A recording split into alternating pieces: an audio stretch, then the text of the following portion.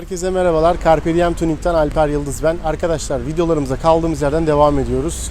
İzleyici sayımız gitgide artıyor. Kanala abone olmayı unutmayın lütfen. Videomuzu da beğenirseniz beğenme tuşuna basmayı unutmayın. Şimdi kaldığımız yerden devam edelim. Aracımız Typer Cup. Trafiğe çıktığı ilk günden beridir yarış otomobili olarak kullanılmış bir araç. Pistlerde, rallilerde, tırmanma yarışlarında kullanılmış. Biraz şefkate, ilgiye ihtiyacı vardı. Biz de bu gerekli ilgiyi ve şefkati gösterdik. A'dan Z'ye her şeyini yeniledik.